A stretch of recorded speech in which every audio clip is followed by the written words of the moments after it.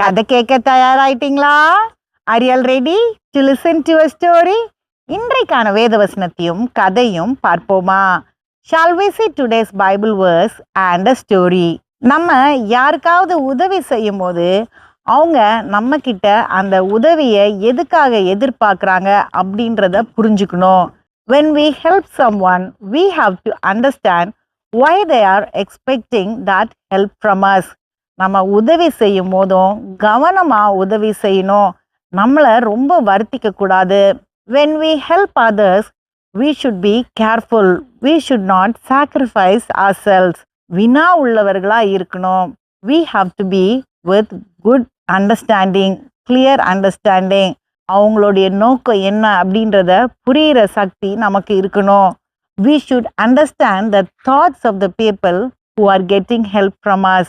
இல்லைனா நம்மக்கிட்ட நல்லா பேசுகிறவங்க எதுக்காக அவ்வளோ நல்லா பேசுகிறாங்க அப்படின்றதையும் புரிஞ்சுக்கணும்.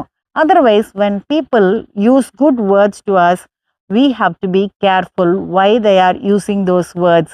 வேதம் என்ன சொல்லுகிறது என்று பார்க்கலாம். Let us see what the Bible says.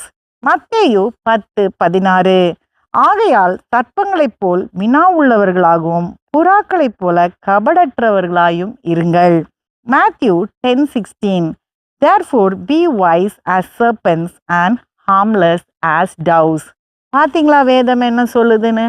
நம்ம வினா உள்ளவர்களாக இருக்கணுமா, அதே மாதிரி மற்றவங்களுக்கு தொந்தரவு இல்லாதவங்களா இருக்கணுமா?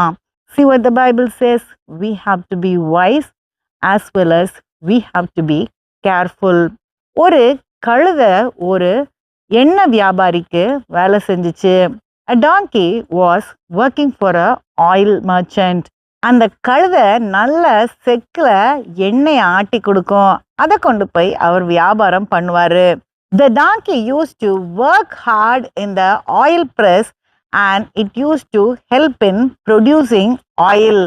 And the merchant used to sell the oil and get more gain. ஒரு நாள் அந்த வியாபாரி அந்த கழுதைகிட்ட சொன்னார், நீ இல்லைனா என்னுடைய வியாபாரமே இல்லை, நீ தான் என்னுடைய உயிர் அப்படின்னு.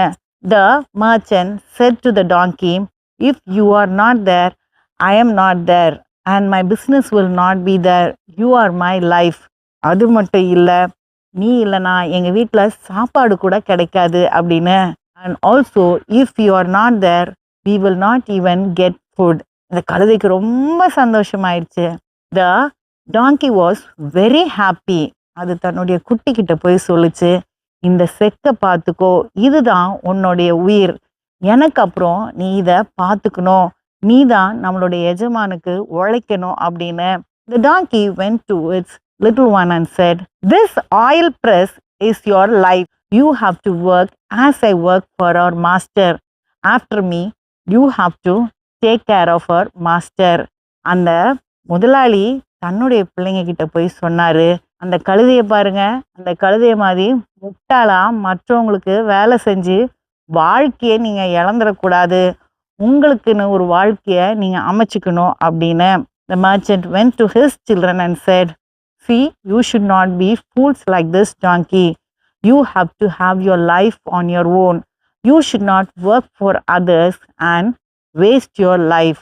ஒருத்தங்களுக்கு நம்ம உதவி செய்யும் போது அவங்களுடைய சிந்தனையை புரிஞ்சுக்கணும்.